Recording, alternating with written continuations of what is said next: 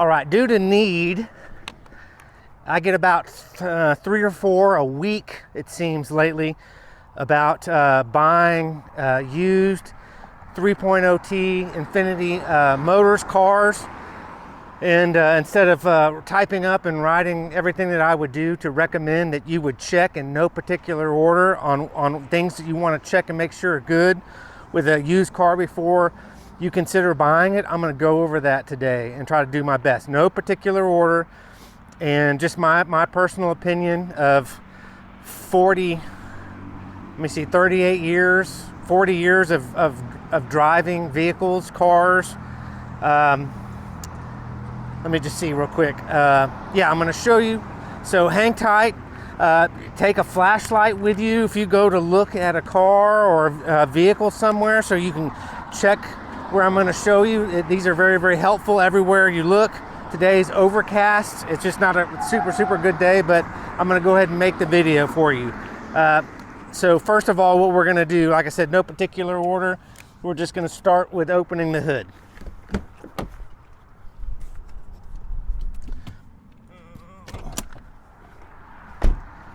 So you want to check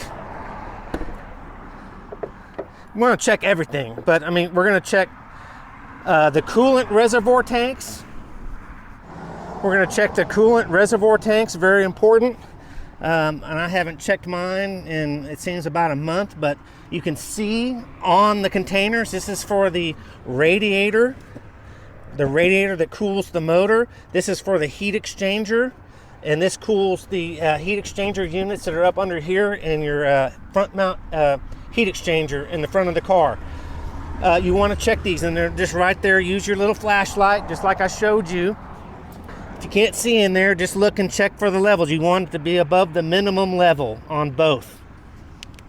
Another thing you can do, and I recommend if you're serious about buying a used Infiniti, is pull off 1, 2, 3, 4, 5, 6, 7, 8. Pull this panel off and look at the air filter, the air cleaners right here. There's one right here and one right here. I have the Alpha and the AMS air boxes, but you got to remove this so you can see your air filters. Another thing you want to do is pull out your dipstick, obviously, and you want to pull that out. You want to have a white rag or a white cloth or a napkin, and you're going to want to check the level, and you're also going to want to check the color. You want it to be a light brown. A honey brown is new oil. Dark brown, you just don't want it jet black, and you want to make sure it's at the right level. So you want to make sure it's in between these two circles right here, or the two holes cut in the dipstick, or maybe just a little bit higher. That you need to check the oil, because the oil is the lifeblood of the engine, and if it's got bad, dark, dirty oil or low oil, that's an indication of how the owner is taking care of the car, or the dealership that is taking the car in, or the auction that took the car. But I'm going to go into that more detail about how I would choose to buy a used Infiniti 3.0T. Also, while you have the hood up, get your flashlight, look around. Look in all the crevices, look for oil leaks and residue and things that are loose and things that have been moved. You can tell someone comes in and they add a bunch of stuff. They sell the car and they shoddily put back things, and they don't put them back right, or they put them back haphazardly. I mean, just look at this stuff. I mean, I guess it's a little more easy for me to know because I've owned this car for 4.5 years and I've looked at it so much, I kind of know what to expect. But I just advise you just use your third, fourth sense and just try to figure out what's going on. Remove the cover. That comes off very easy. I'm not going to just pull mine off. And look under there for oil residue, for leaks. I've got an oil catch can. You're probably not going to have that on the car that you're going to buy. And if you're buying it with 20,000 miles plus, just don't worry about the catch can. You want to do that when the car is new or very low miles. You're just going to look around again, look for leaks, look for residue, look for maintenance issues. You can pop open the brake container or the brake box right here and just look at the connections. If there's a bunch of mildew or that green stuff that grows on the contacts, just look at the condition of the battery.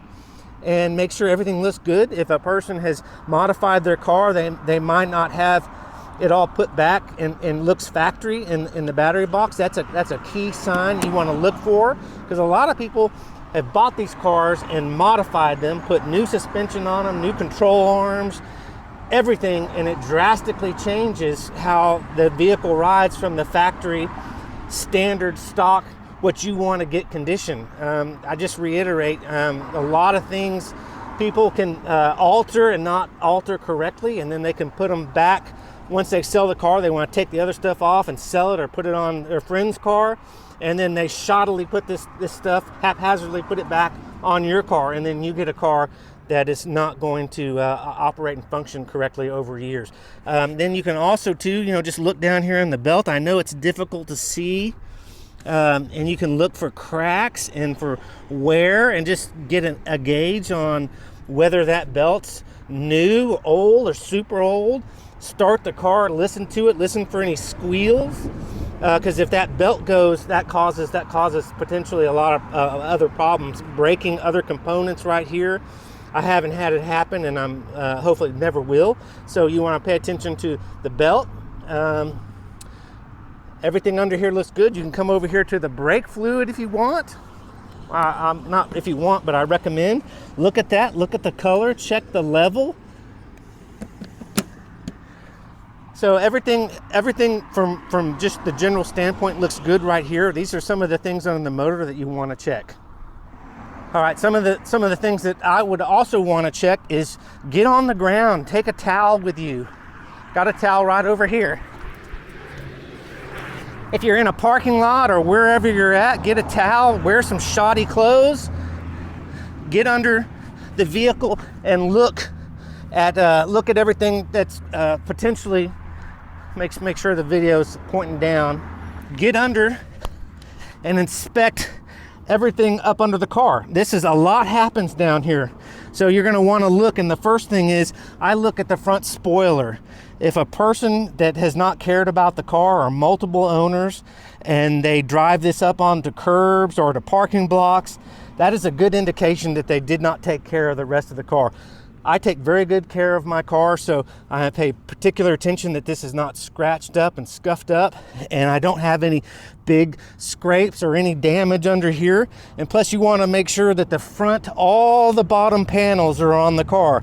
Most of these cars, if people take them into the oil change places themselves, or they change the oil, they'll leave all the covers off and stick them in their garage, or the oil place, which I've had happen, has taken them off and left them and thrown them in the dumpster. And I've come back like a year later and like, hey, you changed my oil the last couple times and you never put that back on. They're like, oh, sorry. I finally got them to admit that they threw those away, the under body protection panels that divert air under the car to get better gas mileage and just protect things. So you want to make sure this is all good.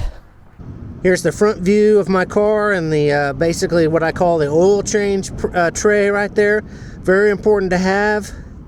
The airflow under the car and just protecting things. It's plastic, but Z1 Motorsports makes an aluminum one that's actually pretty durable, and a lot of people buy. I don't think it was necessary for me, but you can also look at control arms and things in this nature that you want to make sure that nothing's been hit or damaged.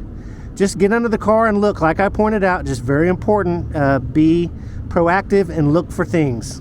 I'm going fast because I just want to spit this out and not linger too much on one thing.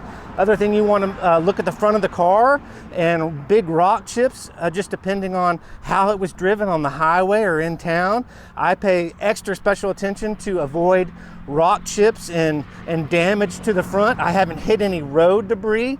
I did the other last month or the month before, driving down a dark road in Austin out in the country going on job, and I looked down at my phone GPS and I hit a tire, and it didn't sound really good. It sounded kind of rough. I got out, inspected. I had a little bitty hole in my whole front of my car's PPF paint protection film, and I had a little bitty nick put into my paint protection film, and I obviously once, you know, I got back, I had that taken care of. That's how much I love my car and take care of it, and that'll be passed on to the next owner when I sell this car. And so that's all protected. It didn't scratch up anything else. It didn't damage anything underneath. It's one of those 18-wheeler tires that just strewn across the ground, and you hit it and it just kind of flops up and hits some things on the bottom, but luckily it didn't cause any damage. The only thing that I've come close or actually done that was a little bit upsetting to me. But yeah, to make sure the front of the car looks good, because if it's all beat up, the person didn't take good care of it. That's just a good indicator. Next, what you want to do is you want to start the car up and listen to the car. You want to test the air conditioner, the heater. You want to play with the radio. You want to move all the controls on the windows up and down, make sure the auto works. You want to do the same thing with the sunroof. You want to play with every button, every dial, and make sure everything works, because you don't want to buy the car and in a month or two down the road you finally flip a switch and something doesn't work, and then you got to take it back and argue for warranty wherever you bought it.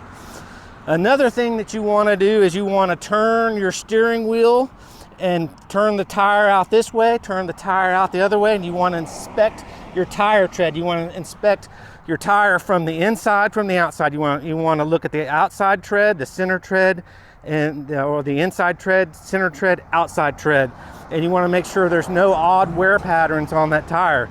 If they just replace the tires, then you know that's good, because you're going to get new tires, but you don't know how the alignment has been done, the suspension has been done, if the car has been damaged, if the frame has been tweaked. That's a good indicator. So you want to check all four tires, get under there with your light, and look for odd tire wear, because that could be potential for more headache and more problems down the road. Also, another indication, is chewed up wheels from curb damage. I mean, things happen, and even to the best of us that can happen, but luckily I've been able to avoid that in 4.5 years. It's just paying attention, not looking at your phone, not drinking and driving, not having wild kids in the back seat where you turn around and you're like, you all settle down, and then you hit the curb. That's just an indication of the condition of the car, just another little thing you're going to look at. Like I said, lay down a towel wherever you are, dirty clothes. This is important. Get your flashlight out. I mean, if you had a car lift, that would be the most amazing thing. Get under the car, climb under it, look underneath the car. Look for oil residue spots. Look for damage, for scratches. Make sure all the panels are on underneath the car. There's a lot of airflow panels under this car. Make sure you don't see any like I said, major damage of hitting anything in the road. Here's the underneath of my car and what it looks like. Hopefully you can see the different panels under here. Obviously, you don't have this car, you're not going to know what panels are under here. So take a look.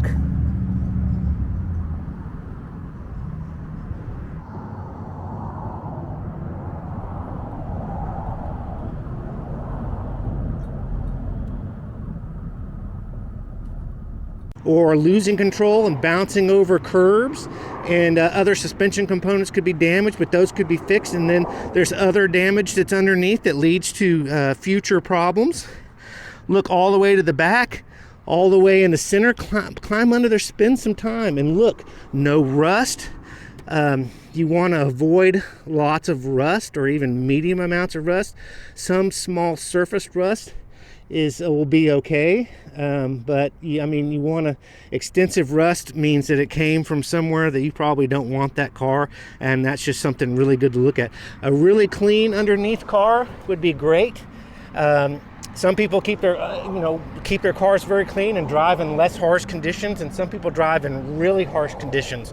So obviously you want to get a car that's been driven less hard and in easier climates. That just means you're going to get a better vehicle in the end. So you want to look underneath at everything under there and look for oil residue, and because oil residue and leaks and things like that are going to probably mean potential problems in the future for you.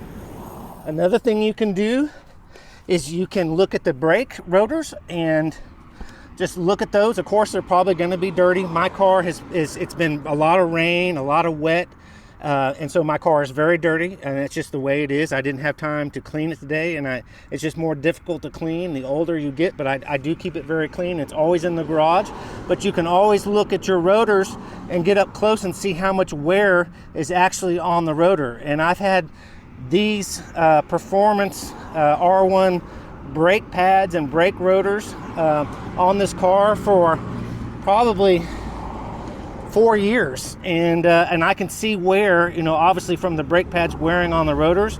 And these rotors, from my best of my knowledge, you cannot refinish those or resurface those because of the holes in the slots. It's just something that you want to consider, because when you buy a used car, the people before you did not do the maintenance. You can just count on that, and you're going to be doing everything. So you're going to be adding, you're going to be paying attention to the brakes, you're going to be paying attention to the belt, you're going to be paying attention to the oil change, the brake fluid change, the differential change, all those things, the automatic transmission fluid. You're going to be dealing with all that stuff because it's got 30, 40, 50, 60,000 miles on it. So you need to pay attention to these things and know what you're getting into. So look at the brake rotors. I don't know how easy it is to see the pads. I think you've got to remove the wheel to see how much brake pad is on there, but I'm not 100% sure about that. I'm not concerned about that right now, but do that on the front wheel and do it on the back wheel.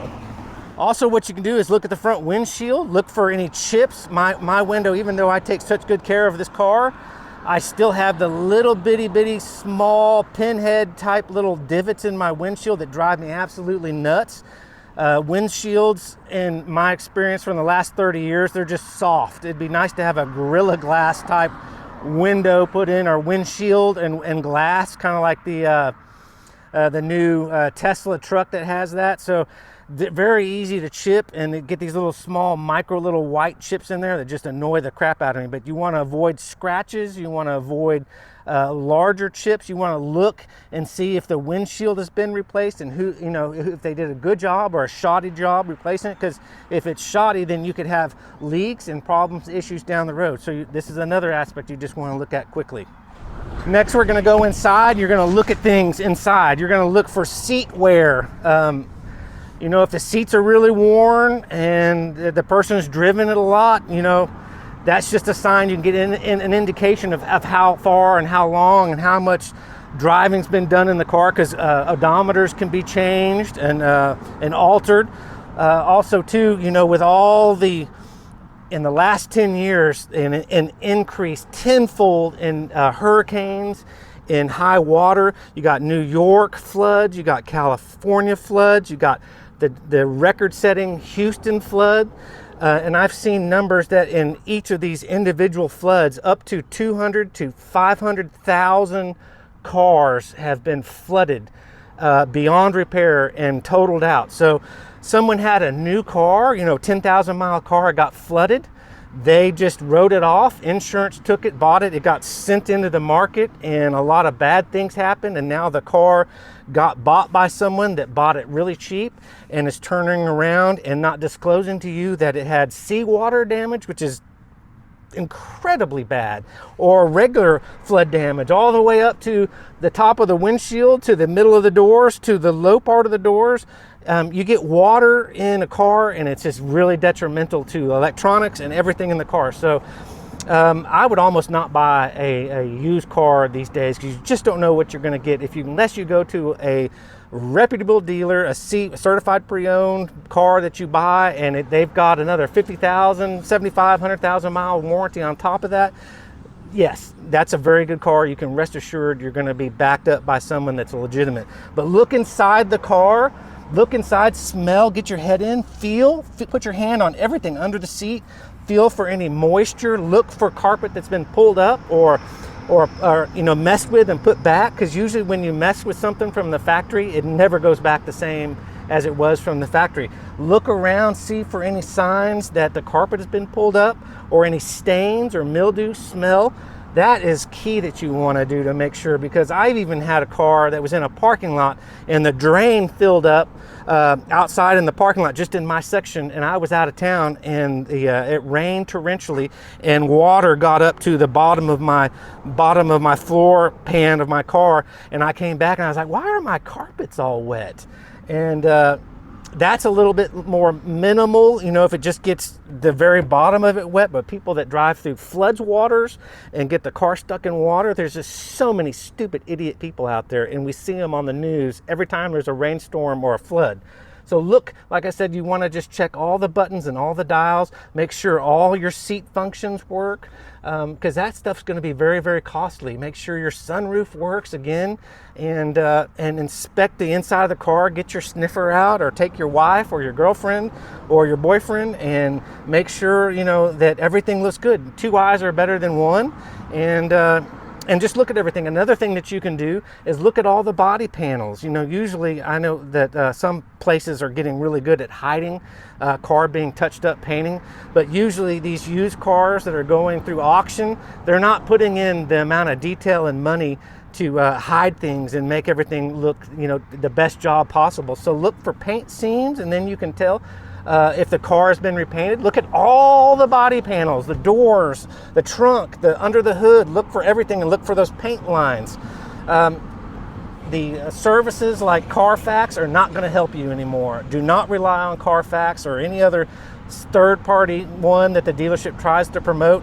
It'll tell you some information, but it's likely not going to tell you all the information. So just do your own homework and research, and do these things to make sure you're getting a good car. Like I mentioned, open the trunk, pull the carpet up, look for water stains, look for discoloration, check the seals, look around, make sure there's not a bunch of leaves and crap piled up right here and this is all stained or rotten from people neglecting their car. Look around. You know, you can see telltale signs of damage and replacement and different things. Look in here again, like I said, for moisture. Pull everything up, look under here, get under there, and make sure everything looks solid. It's just very, very important that you do even most of these things, because you buy one of these cars and 2 months later you're in a big rainstorm and you start dripping water from your head from the top, you know, or someone had a major accident and tweaked the car and tweaked the roof, and the people that put it back together just didn't do it, you know, as good a job as it was at the factory. And then you're going to have leaks, and you're always going to have leaks. I had a Ford, brand new 2014 Ford Focus ST, bought it brand new, and it had oil leaks from the first month until the 2 years I sold it later. I took it into Ford 5 times to 5 different dealerships and left it there for days, and they could never find the oil leak. It just blew my mind that they couldn't find the oil leak. One dealership put it up on a lift and let the car run for like 6 hours, and I took it in with half a tank and I got it back and it was on E, and I was like, what the heck did y'all do? You know, it's stupid that some of the dealerships do, but that's probably, you know, a Ford product. I'm not really necessarily ever probably buying a Ford product again. But just look at everything. Just use your eyes and watch and look for signs of things that have been altered and changed, or it's just not a good sign. You want to get a factory stock car to start with. If you want to modify it then, and you want to hang on to the car for the rest of its life, and you know, or you pass it down, then at least you're not having to worry about it. But you always want to have everything done right and have it done at a good shop, which a lot of people do not take it to a good shop. They install the rear struts or the front struts themselves, and they just don't do it right, and you're going to get a car that has headaches and headaches and headaches down the road. So that's just important to note. All right, I think that's about everything. Open everything, try everything, open the door, look for everything. Just look for signs for wear and tear, and like I said, check the tires, look at everything, and if everything checks out, then you'll probably have a good car. But the very, very important thing here is, in my opinion, my belief, my experience, if you don't trust my experience or my opinion, then, you know, don't watch the video, don't take it seriously. Buying from a reputable dealer, long-standing dealer, is very, very important. Buying from these roadside, come-by-night little small rinky-dink little dealerships that are on the side of the road, and we have them all around.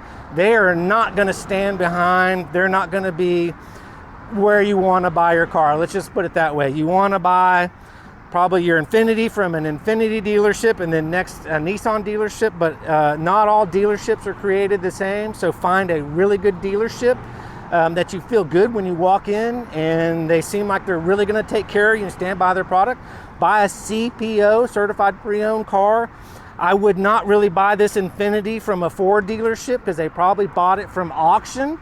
Auctions are these huge places all across the country that just get cars from everywhere, and they also send cars to other countries, and it's just, there's a whole gamut of things going on. So you want to make sure that you don't really buy an auction car. Now, if you're a fixer-upper guy and you got time and money and you got the tools and the garage space to take care of a fixer-upper and you want to get a good deal, then you can go in and maybe buy auction cars. Stay away from auction cars, but like 80% or probably 75-80% of used cars, they get them in auctions, because I've worked at 2 different car dealerships, Land Rover and I worked at another subsidiary of Land Rover, and they did all their buying pretty much from auction because there's just not a lot of people trading in stuff.